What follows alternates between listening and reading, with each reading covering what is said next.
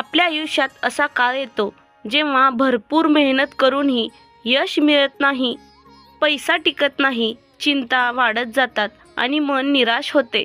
अपमान, वाईट विचार आणि गरीब परिस्थिती माणसाला आतून कमकुवत बनवतात. अशा वेळी वाटतं माझं काहीच होणार नाही. पण लक्षात ठेवा, ज्यांचं कोणी नसतं त्यांचा देव असतो. दत्तगुरू आणि स्वामी आई त्यांचा आधार होतात. हा मंत्र चिंता, गरिबी, वाईट विचार यातून चांगला मार्ग दाखवण्याचं काम करतो. तुम्हालाही तुमची गरिबी समूळ नष्ट करायची आहे. हा मंत्र तुम्ही शेवटपर्यंत ऐकला तर नक्कीच तुमच्याही नशिबाचे फासे बदलतील. तुमच्या आयुष्यात चांगले सुखाचे दिवस चालू होतील. दत्तगुरू महाराज आणि श्री स्वामी समर्थ महाराज यांचा कृपा आशीर्वाद प्राप्त करून घेण्यासाठी कमेंट बॉक्समध्ये श्री स्वामी समर्थ टाईप करा. स्वामी भक्तापैकी 2 भक्तांना हा मंत्र शेअर करा आणि मग बघा स्वामी समर्थांची आणि दत्तगुरूंची कृपा आज तुमच्यावरती होईल. चला तर मग स्वामी कृपेने भरलेल्या या अद्भुत मंत्राला सुरुवात करूया.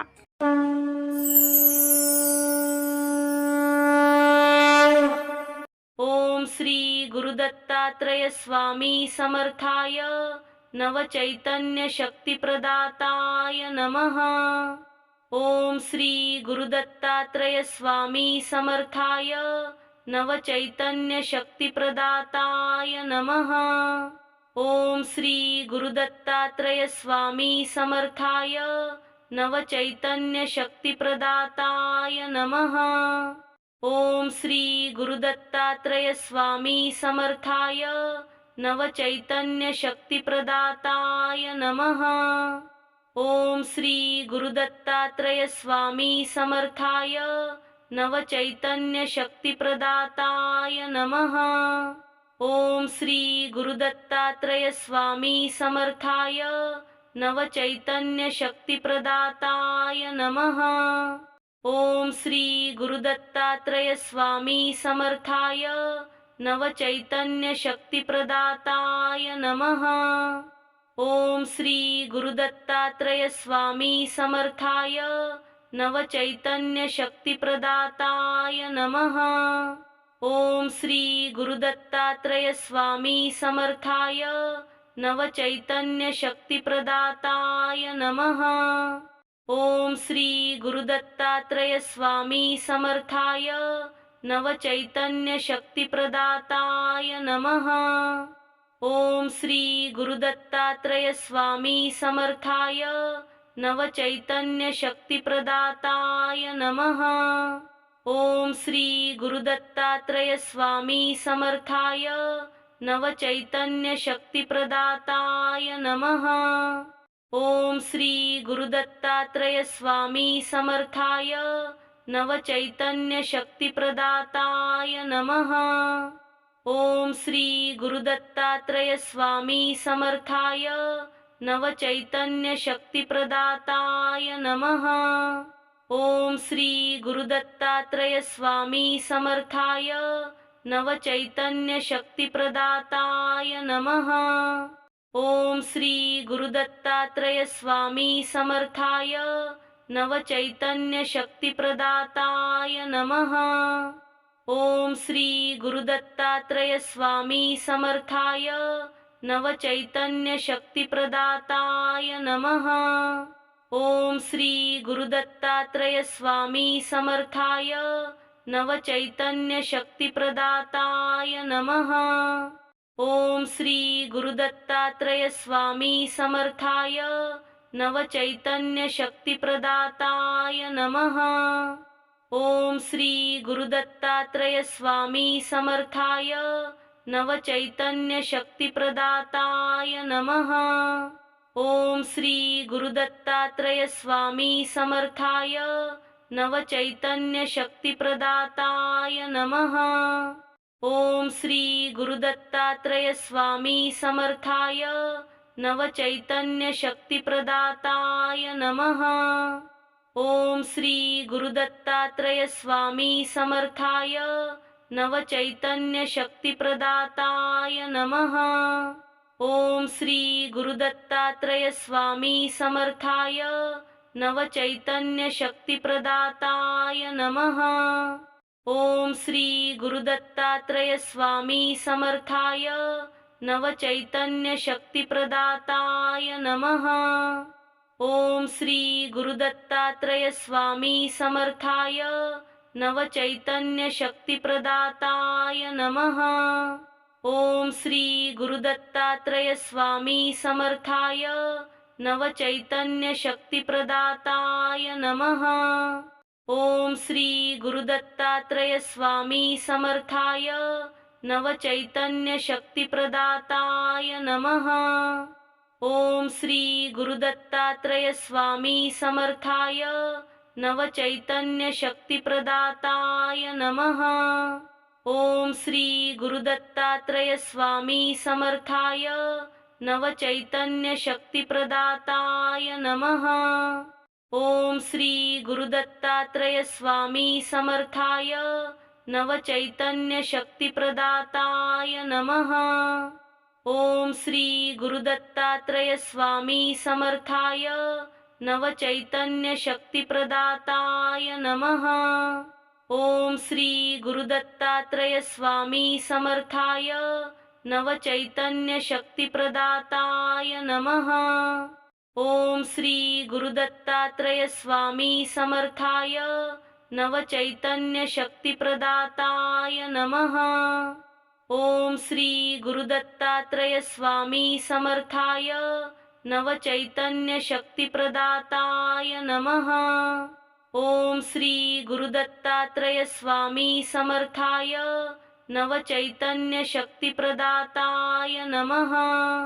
ओम श्री गुरुदत्तात्रय स्वामी समर्थाय नवचैतन्यशक्तिप्रदाताय नमः। ओम श्री गुरुदत्तात्रय स्वामी समर्थाय नवचैतन्यशक्तिप्रदाताय नमः। ओम श्री गुरुदत्तात्रय स्वामी समर्थाय नवचैतन्यशक्तिप्रदाताय नमः। ओम श्री गुरुदत्तात्रय स्वामी समर्थाय नवचैतन्यशक्तिप्रदाताय नमः।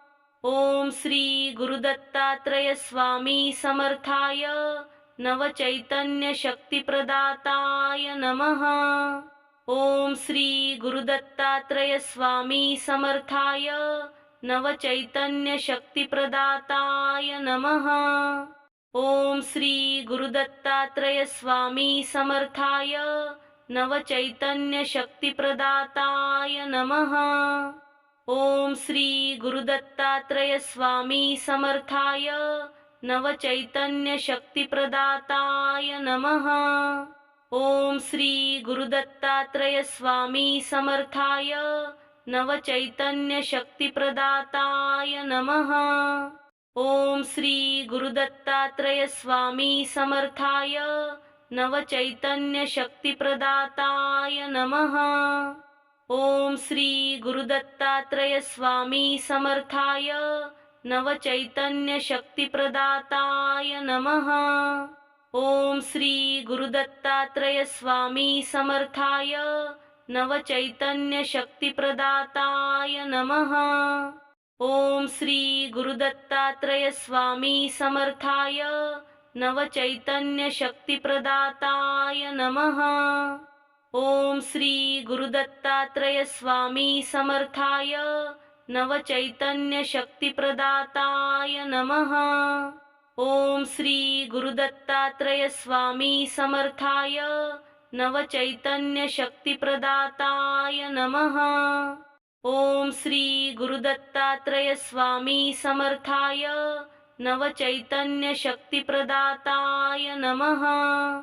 ओम श्री गुरुदत्तात्रय स्वामी समर्थाय नवचैतन्यशक्तिप्रदाताय नमः। ओम श्री गुरुदत्तात्रय स्वामी समर्थाय नवचैतन्यशक्तिप्रदाताय नमः। ओम श्री गुरुदत्तात्रय स्वामी समर्थाय नवचैतन्यशक्तिप्रदाताय नमः। ओम श्री गुरुदत्तात्रय स्वामी समर्थाय नवचैतन्यशक्तिप्रदाताय नमः। ओम श्री गुरुदत्तात्रय स्वामी समर्थाय नवचैतन्यशक्तिप्रदाताय नमः। ओम श्री गुरुदत्तात्रय स्वामी समर्थाय नवचैतन्यशक्तिप्रदाताय नमः। ओम श्री गुरुदत्तात्रय स्वामी समर्थाय नवचैतन्यशक्तिप्रदाताय नमः। ओम श्री गुरुदत्तात्रय स्वामी समर्थाय नवचैतन्यशक्तिप्रदाताय नमः। ओम श्री गुरुदत्तात्रय स्वामी समर्थाय नवचैतन्यशक्तिप्रदाताय नमः। ओम श्री गुरुदत्तात्रय स्वामी समर्थाय नवचैतन्यशक्तिप्रदाताय नमः। ओम श्री गुरुदत्तात्रय स्वामी समर्थाय नवचैतन्यशक्तिप्रदाताय नमः। ओम श्री गुरुदत्तात्रय स्वामी समर्थाय नवचैतन्यशक्तिप्रदाताय नमः। ओम श्री गुरुदत्तात्रय स्वामी समर्थाय नवचैतन्यशक्तिप्रदाताय नमः। ओम श्री गुरुदत्तात्रय स्वामी समर्थाय नवचैतन्यशक्तिप्रदाताय नमः।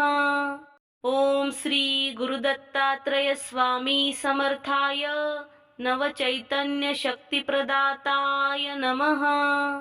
ओम श्री गुरुदत्तात्रय स्वामी समर्थाय नवचैतन्यशक्तिप्रदाताय नमः।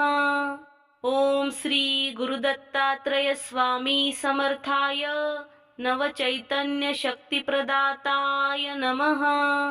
ओम श्री गुरुदत्तात्रय स्वामी समर्थाय नवचैतन्यशक्तिप्रदाताय नमः।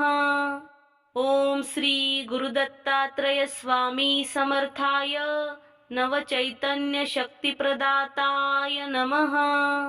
ओम श्री गुरुदत्तात्रय स्वामी समर्थाय नवचैतन्यशक्तिप्रदाताय नमः।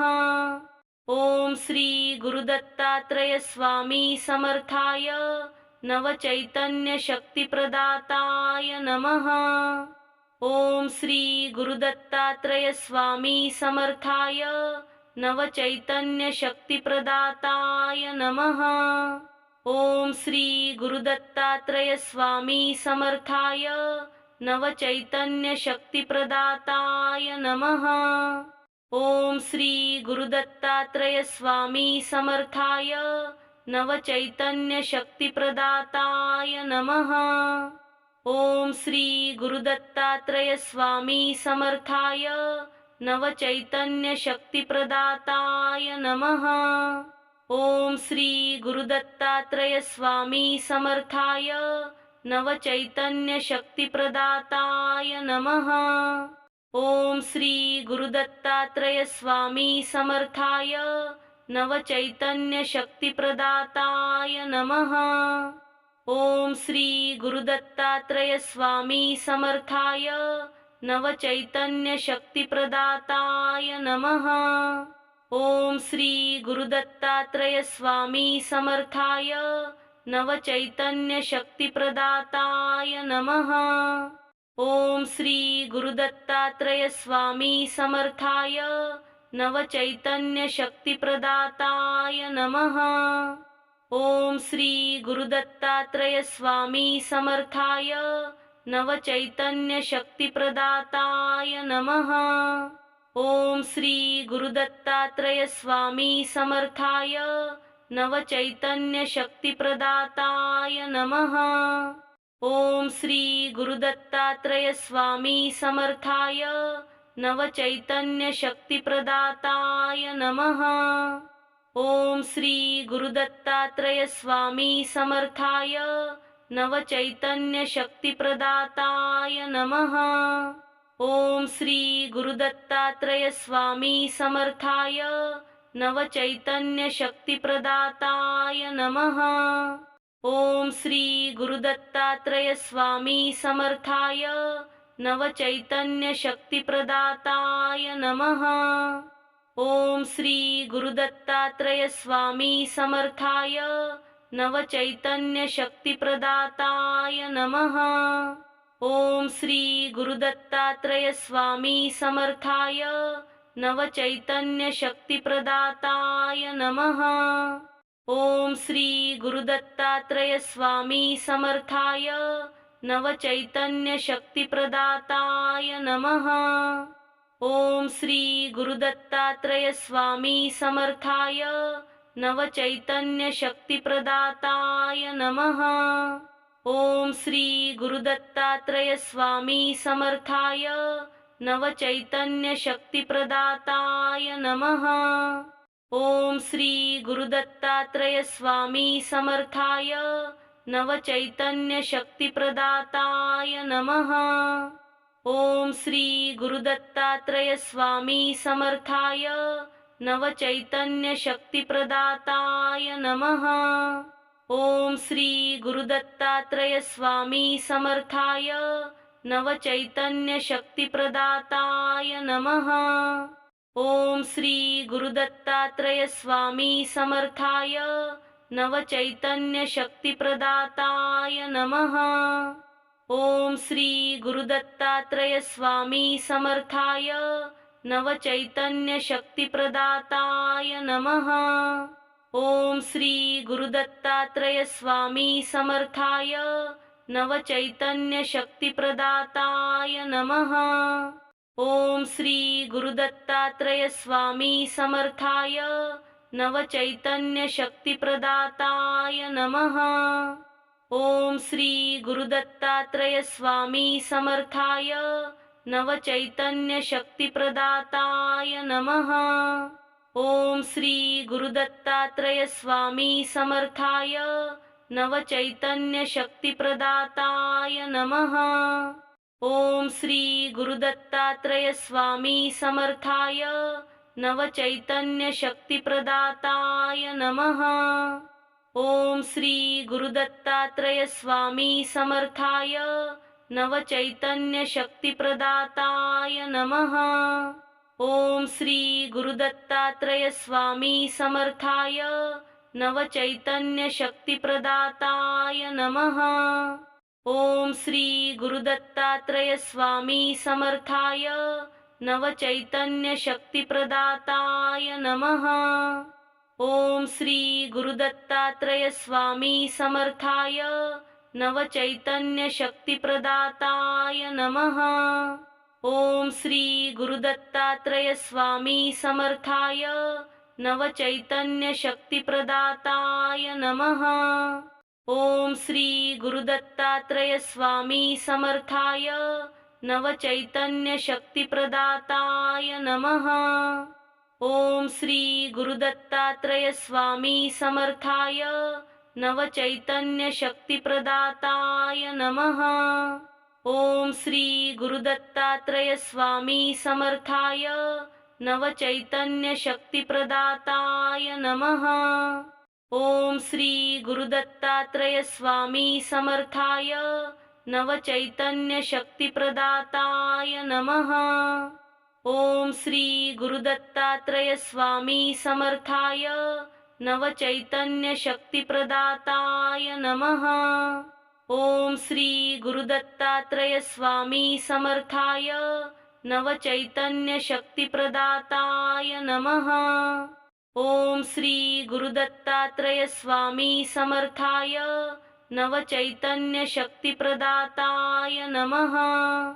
ओम श्री गुरुदत्तात्रय स्वामी समर्थाय नवचैतन्यशक्तिप्रदाताय नमः।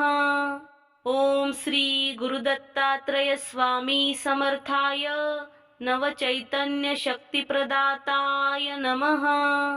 ओम श्री गुरुदत्तात्रय स्वामी समर्थाय नवचैतन्यशक्तिप्रदाताय नमः। ओम श्री गुरुदत्तात्रय स्वामी समर्थाय नवचैतन्यशक्तिप्रदाताय नमः। ओम श्री गुरुदत्तात्रय स्वामी समर्थाय नवचैतन्यशक्तिप्रदाताय नमः। ओम श्री गुरुदत्तात्रय स्वामी समर्थाय नवचैतन्यशक्तिप्रदाताय नमः। ओम श्री गुरुदत्तात्रय स्वामी समर्थाय नवचैतन्यशक्तिप्रदाताय नमः। ओम श्री गुरुदत्तात्रय स्वामी समर्थाय नवचैतन्यशक्तिप्रदाताय नमः। ओम श्री गुरुदत्तात्रय स्वामी समर्थाय नवचैतन्यशक्तिप्रदाताय नमः। ओम श्री गुरुदत्तात्रय स्वामी समर्थाय नवचैतन्यशक्तिप्रदाताय नमः। ओम श्री गुरुदत्तात्रय स्वामी समर्थाय नवचैतन्यशक्तिप्रदाताय नमः। ओम श्री गुरुदत्तात्रय स्वामी समर्थाय नवचैतन्यशक्तिप्रदाताय नमः। ओम श्री गुरुदत्तात्रय स्वामी समर्थाय नवचैतन्यशक्तिप्रदाताय नमः। ओम श्री गुरुदत्तात्रय स्वामी समर्थाय नवचैतन्यशक्तिप्रदाताय नमः। ओम श्री गुरुदत्तात्रय स्वामी समर्थाय नवचैतन्यशक्तिप्रदाताय नमः। ओम श्री गुरुदत्तात्रय स्वामी समर्थाय नवचैतन्यशक्तिप्रदाताय नमः। ओम श्री गुरुदत्तात्रय स्वामी समर्थाय नवचैतन्यशक्तिप्रदाताय नमः। ओम श्री गुरुदत्तात्रय स्वामी समर्थाय नवचैतन्यशक्तिप्रदाताय नमः। ओम श्री गुरुदत्तात्रय स्वामी समर्थाय नवचैतन्यशक्तिप्रदाताय नमः। ओम श्री गुरुदत्तात्रय स्वामी समर्थाय नवचैतन्यशक्तिप्रदाताय नमः। ओम श्री गुरुदत्तात्रय स्वामी समर्थाय नवचैतन्यशक्तिप्रदाताय नमः। ओम श्री गुरुदत्तात्रय स्वामी समर्थाय नवचैतन्यशक्तिप्रदाताय नमः। ओम श्री गुरुदत्तात्रय स्वामी समर्थाय नवचैतन्यशक्तिप्रदाताय नमः। ओम श्री गुरुदत्तात्रय स्वामी समर्थाय नवचैतन्यशक्तिप्रदाताय नमः। ओम श्री गुरुदत्तात्रय स्वामी समर्थाय नवचैतन्यशक्तिप्रदाताय नमः। ओम श्री गुरुदत्तात्रय स्वामी समर्थाय नवचैतन्यशक्तिप्रदाताय नमः। ओम श्री गुरुदत्तात्रय स्वामी समर्थाय नवचैतन्यशक्तिप्रदाताय नमः। ओम श्री गुरुदत्तात्रय स्वामी समर्थाय नवचैतन्यशक्तिप्रदाताय नमः। ओम श्री गुरुदत्तात्रय स्वामी समर्थाय नवचैतन्यशक्तिप्रदाताय नमः। ओम श्री गुरुदत्तात्रय स्वामी समर्थाय नवचैतन्यशक्तिप्रदाताय नमः। ओम श्री गुरुदत्तात्रय स्वामी समर्थाय नवचैतन्यशक्तिप्रदाताय नमः। ओम श्री गुरुदत्तात्रय स्वामी समर्थाय नवचैतन्यशक्तिप्रदाताय नमः। ओम श्री गुरुदत्तात्रय स्वामी समर्थाय नवचैतन्यशक्तिप्रदाताय नमः। ओम श्री गुरुदत्तात्रय स्वामी समर्थाय नवचैतन्यशक्तिप्रदाताय नमः। ओम श्री गुरुदत्तात्रय स्वामी समर्थाय नवचैतन्यशक्तिप्रदाताय नमः। ओम श्री गुरुदत्तात्रय स्वामी समर्थाय नवचैतन्यशक्तिप्रदाताय नमः। ओम श्री गुरुदत्तात्रय स्वामी समर्थाय नवचैतन्यशक्तिप्रदाताय नमः। ओम श्री गुरुदत्तात्रय स्वामी समर्थाय नवचैतन्यशक्तिप्रदाताय नमः। ओम श्री गुरुदत्तात्रय स्वामी समर्थाय नवचैतन्यशक्तिप्रदाताय नमः। ओम श्री गुरुदत्तात्रय स्वामी समर्थाय नवचैतन्यशक्तिप्रदाताय नमः। ओम श्री गुरुदत्तात्रय स्वामी समर्थाय नवचैतन्यशक्तिप्रदाताय नमः।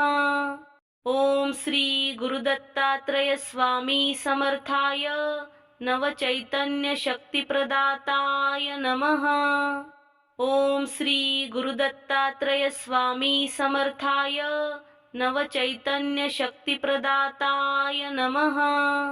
ओम श्री गुरुदत्तात्रय स्वामी समर्थाय नवचैतन्यशक्तिप्रदाताय नमः। ओम श्री गुरुदत्तात्रय स्वामी समर्थाय नवचैतन्यशक्तिप्रदाताय नमः। ओम श्री गुरुदत्तात्रय स्वामी समर्थाय नवचैतन्यशक्तिप्रदाताय नमः। ओम श्री गुरुदत्तात्रय स्वामी समर्थाय नवचैतन्यशक्तिप्रदाताय नमः। ओम श्री गुरुदत्तात्रय स्वामी समर्थाय नवचैतन्यशक्तिप्रदाताय नमः। ओम श्री गुरुदत्तात्रय स्वामी समर्थाय नवचैतन्यशक्तिप्रदाताय नमः। ओम श्री गुरुदत्तात्रय स्वामी समर्थाय नवचैतन्यशक्तिप्रदाताय नमः। ओम श्री गुरुदत्तात्रय स्वामी समर्थाय नवचैतन्यशक्तिप्रदाताय नमः। ओम श्री गुरुदत्तात्रय स्वामी समर्थाय नवचैतन्यशक्तिप्रदाताय नमः। ओम श्री गुरुदत्तात्रय स्वामी समर्थाय नवचैतन्यशक्तिप्रदाताय नमः। ओम श्री गुरुदत्तात्रय स्वामी समर्थाय नवचैतन्यशक्तिप्रदाताय नमः। ओम श्री गुरुदत्तात्रय स्वामी समर्थाय नवचैतन्यशक्तिप्रदाताय नमः। ओम श्री गुरुदत्तात्रय स्वामी समर्थाय नवचैतन्यशक्तिप्रदाताय नमः। ओम श्री गुरुदत्तात्रय स्वामी समर्थाय नवचैतन्यशक्तिप्रदाताय नमः। ओम श्री गुरुदत्तात्रय स्वामी समर्थाय नवचैतन्यशक्तिप्रदाताय नमः। ओम श्री गुरुदत्तात्रय स्वामी समर्थाय नवचैतन्यशक्तिप्रदाताय नमः। ओम श्री गुरुदत्तात्रय स्वामी समर्थाय नवचैतन्यशक्तिप्रदाताय नमः। ओम श्री गुरुदत्तात्रय स्वामी समर्थाय नवचैतन्यशक्तिप्रदाताय नमः। ओम श्री गुरुदत्तात्रय स्वामी समर्थाय नवचैतन्यशक्तिप्रदाताय नमः। ओम श्री गुरुदत्तात्रय स्वामी समर्थाय नवचैतन्यशक्तिप्रदाताय नमः। ओम श्री गुरुदत्तात्रय स्वामी समर्थाय नवचैतन्यशक्तिप्रदाताय नमः। ओम श्री गुरुदत्तात्रय स्वामी समर्थाय नवचैतन्यशक्तिप्रदाताय नमः। ओम श्री गुरुदत्तात्रय स्वामी समर्थाय नवचैतन्यशक्तिप्रदाताय नमः। ओम श्री गुरुदत्तात्रय स्वामी समर्थाय नवचैतन्यशक्तिप्रदाताय नमः। ओम श्री गुरुदत्तात्रय स्वामी समर्थाय नवचैतन्यशक्तिप्रदाताय नमः। ओम श्री गुरुदत्तात्रय स्वामी समर्थाय नवचैतन्यशक्तिप्रदाताय नमः। ओम श्री गुरुदत्तात्रय स्वामी समर्थाय नवचैतन्यशक्तिप्रदाताय नमः। ओम श्री गुरुदत्तात्रय स्वामी समर्थाय नवचैतन्यशक्तिप्रदाताय नमः। ओम श्री गुरुदत्तात्रय स्वामी समर्थाय नवचैतन्यशक्तिप्रदाताय नमः। ओम श्री गुरुदत्तात्रय स्वामी समर्थाय नवचैतन्यशक्तिप्रदाताय नमः। ओम श्री गुरुदत्तात्रय स्वामी समर्थाय नवचैतन्यशक्तिप्रदाताय नमः। ओम श्री गुरुदत्तात्रय स्वामी समर्थाय नवचैतन्यशक्तिप्रदाताय नमः। ओम श्री गुरुदत्तात्रय स्वामी समर्थाय नवचैतन्यशक्तिप्रदाताय नमः। ओम श्री गुरुदत्तात्रय स्वामी समर्थाय नवचैतन्यशक्तिप्रदाताय नमः। ओम श्री गुरुदत्तात्रय स्वामी समर्थाय नवचैतन्यशक्तिप्रदाताय नमः। ओम श्री गुरुदत्तात्रय स्वामी समर्थाय नवचैतन्यशक्तिप्रदाताय नमः। ओम श्री गुरुदत्तात्रय स्वामी समर्थाय नवचैतन्यशक्तिप्रदाताय नमः। ओम श्री गुरुदत्तात्रय स्वामी समर्थाय नवचैतन्यशक्तिप्रदाताय नमः। ओम श्री गुरुदत्तात्रय स्वामी समर्थाय नवचैतन्यशक्तिप्रदाताय नमः। ओम श्री गुरुदत्तात्रय स्वामी समर्थाय नवचैतन्यशक्तिप्रदाताय नमः। ओम श्री गुरुदत्तात्रय स्वामी समर्थाय नवचैतन्यशक्तिप्रदाताय नमः। ओम श्री गुरुदत्तात्रय स्वामी समर्थाय नवचैतन्यशक्तिप्रदाताय नमः। ओम श्री गुरुदत्तात्रय स्वामी समर्थाय नवचैतन्यशक्तिप्रदाताय नमः। ओम श्री गुरुदत्तात्रय स्वामी समर्थाय नवचैतन्यशक्तिप्रदाताय नमः। ओम श्री गुरुदत्तात्रय स्वामी समर्थाय नवचैतन्यशक्तिप्रदाताय नमः। ओम श्री गुरुदत्तात्रय स्वामी समर्थाय नवचैतन्यशक्तिप्रदाताय नमः। ओम श्री गुरुदत्तात्रय स्वामी समर्थाय नवचैतन्यशक्तिप्रदाताय नमः। ओम श्री गुरुदत्तात्रय स्वामी समर्थाय नवचैतन्यशक्तिप्रदाताय नमः। ओम श्री गुरुदत्तात्रय स्वामी समर्थाय नवचैतन्यशक्तिप्रदाताय नमः। ओम श्री गुरुदत्तात्रय स्वामी समर्थाय नवचैतन्यशक्तिप्रदाताय नमः। ओम श्री गुरुदत्तात्रय स्वामी समर्थाय नवचैतन्यशक्तिप्रदाताय नमः। ओम श्री गुरुदत्तात्रय स्वामी समर्थाय नवचैतन्यशक्तिप्रदाताय नमः। ओम श्री गुरुदत्तात्रय स्वामी समर्थाय नवचैतन्यशक्तिप्रदाताय नमः। ओम श्री गुरुदत्तात्रय स्वामी समर्थाय नवचैतन्यशक्तिप्रदाताय नमः। ओम श्री गुरुदत्तात्रय स्वामी समर्थाय नवचैतन्यशक्तिप्रदाताय नमः। ओम श्री गुरुदत्तात्रय स्वामी समर्थाय नवचैतन्यशक्तिप्रदाताय नमः। ओम श्री गुरुदत्तात्रय स्वामी समर्थाय नवचैतन्यशक्तिप्रदाताय नमः। ओम श्री गुरुदत्तात्रय स्वामी समर्थाय नवचैतन्यशक्तिप्रदाताय नमः। ओम श्री गुरुदत्तात्रय स्वामी समर्थाय नवचैतन्यशक्तिप्रदाताय नमः।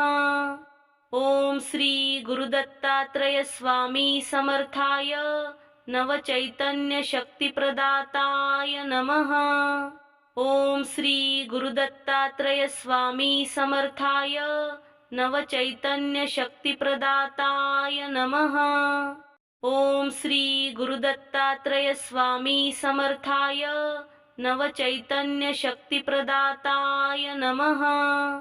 ओम श्री गुरुदत्तात्रय स्वामी समर्थाय नवचैतन्यशक्तिप्रदाताय नमः। ओम श्री गुरुदत्तात्रय स्वामी समर्थाय नवचैतन्यशक्तिप्रदाताय नमः। ओम श्री गुरुदत्तात्रय स्वामी समर्थाय नवचैतन्यशक्तिप्रदाताय नमः। ओम श्री गुरुदत्तात्रय स्वामी समर्थाय नवचैतन्यशक्तिप्रदाताय नमः। ओम श्री गुरुदत्तात्रय स्वामी समर्थाय नवचैतन्यशक्तिप्रदाताय नमः। ओम श्री गुरुदत्तात्रय स्वामी समर्थाय नवचैतन्यशक्तिप्रदाताय नमः। ओम श्री गुरुदत्तात्रय स्वामी समर्थाय नवचैतन्यशक्तिप्रदाताय नमः। ओम श्री गुरुदत्तात्रय स्वामी समर्थाय नवचैतन्यशक्तिप्रदाताय नमः। ओम श्री गुरुदत्तात्रय स्वामी समर्थाय नवचैतन्यशक्तिप्रदाताय नमः। ओम श्री गुरुदत्तात्रय स्वामी समर्थाय नवचैतन्यशक्तिप्रदाताय नमः। ओम श्री गुरुदत्तात्रय स्वामी समर्थाय नवचैतन्यशक्तिप्रदाताय नमः। ओम श्री गुरुदत्तात्रय स्वामी समर्थाय नवचैतन्यशक्तिप्रदाताय नमः।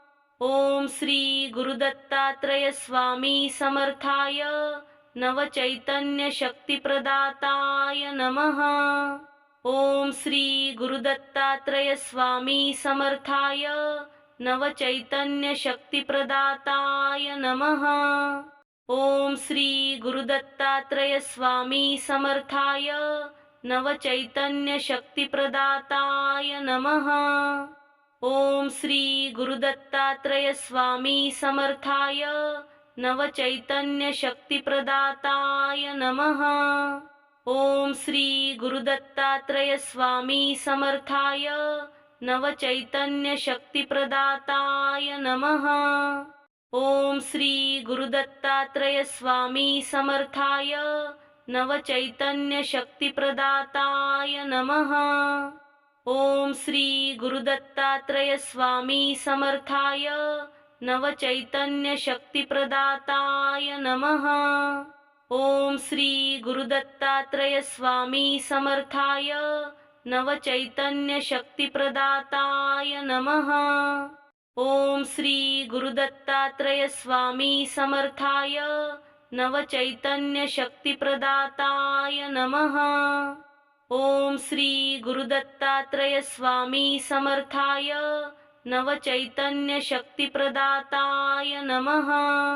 ओम श्री गुरुदत्तात्रय स्वामी समर्थाय नवचैतन्यशक्तिप्रदाताय नमः। ओम श्री गुरुदत्तात्रय स्वामी समर्थाय नवचैतन्यशक्तिप्रदाताय नमः।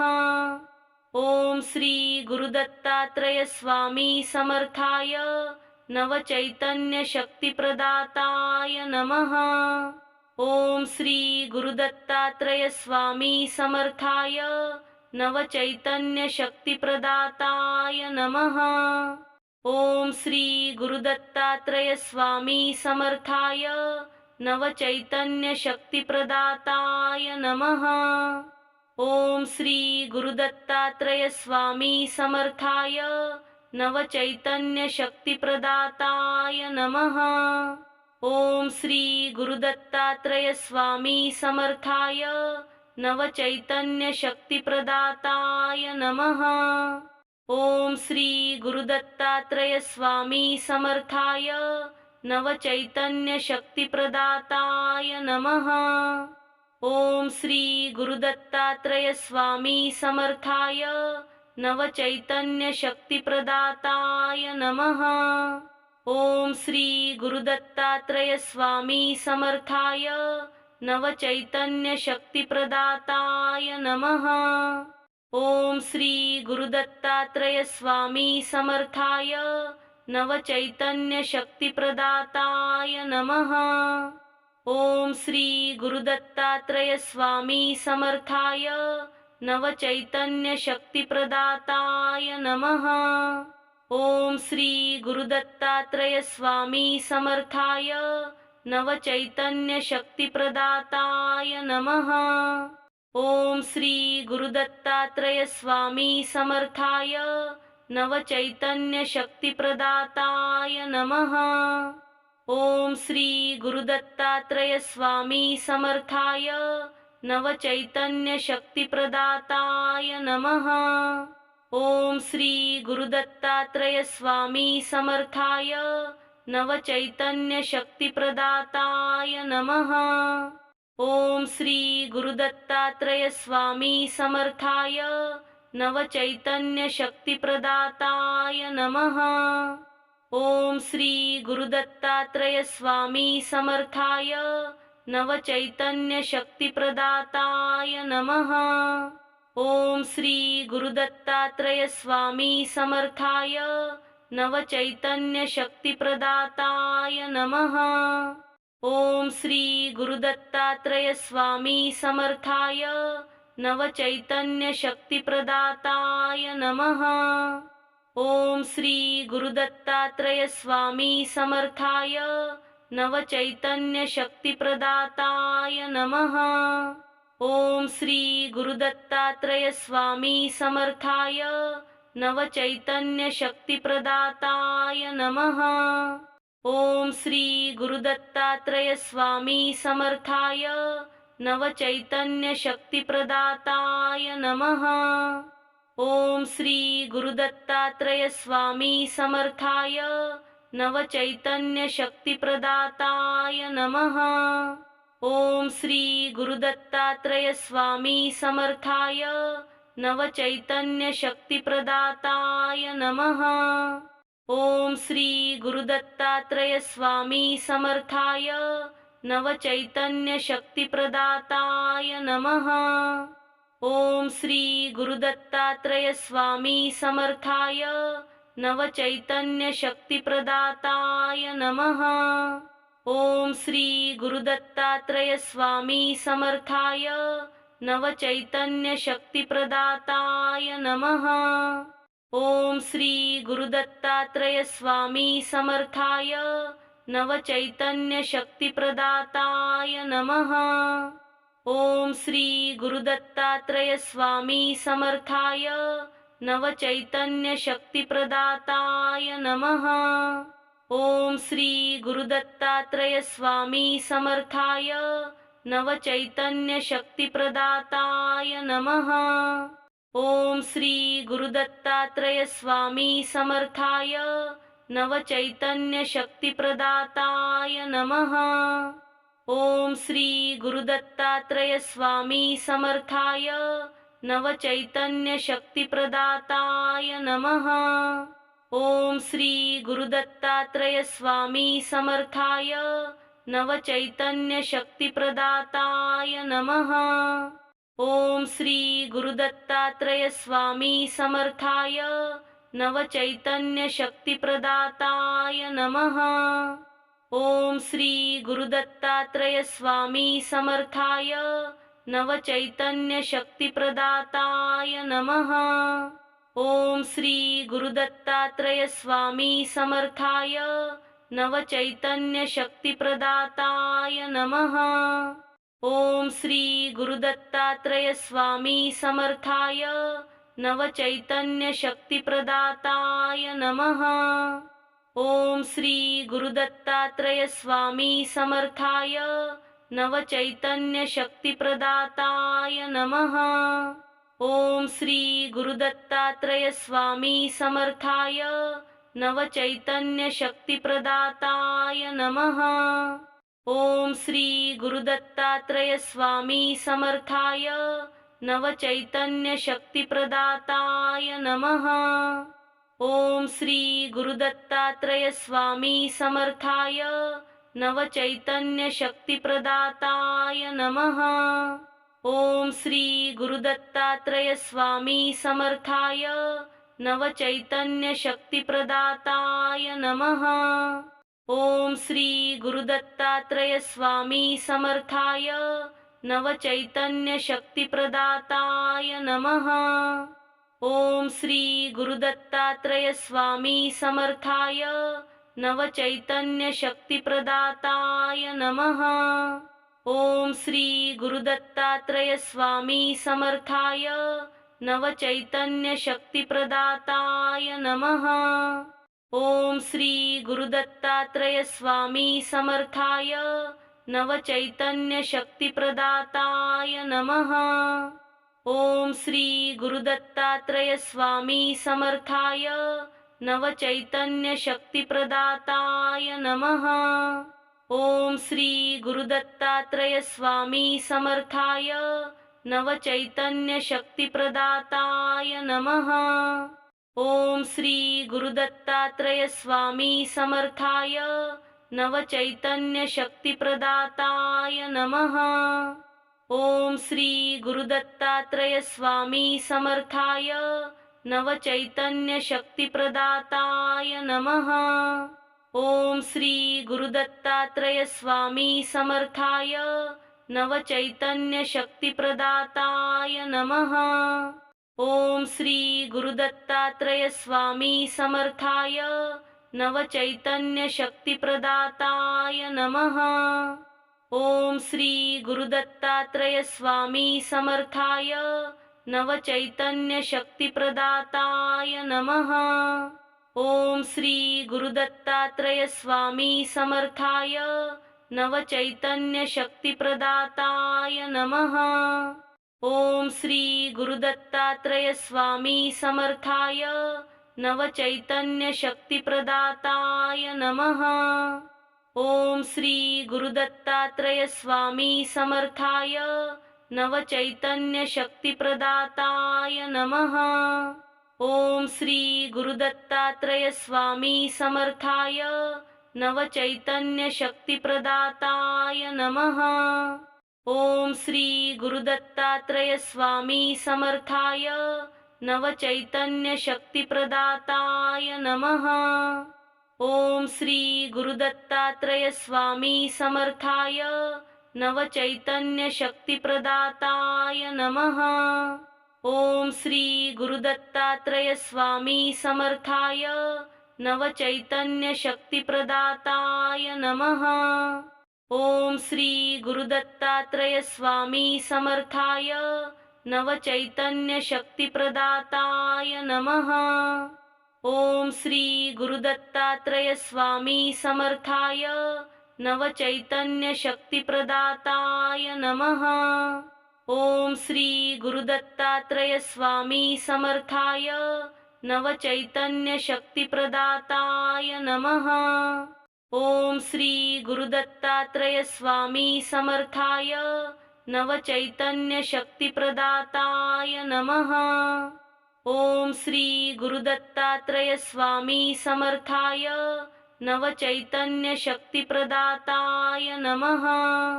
ओम श्री गुरुदत्तात्रय स्वामी समर्थाय नवचैतन्यशक्तिप्रदाताय नमः। ओम श्री गुरुदत्तात्रय स्वामी समर्थाय नवचैतन्यशक्तिप्रदाताय नमः।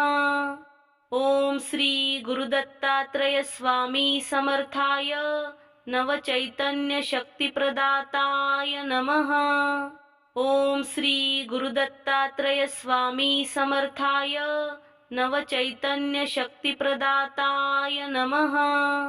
ओम श्री गुरुदत्तात्रय स्वामी समर्थाय नवचैतन्यशक्तिप्रदाताय नमः।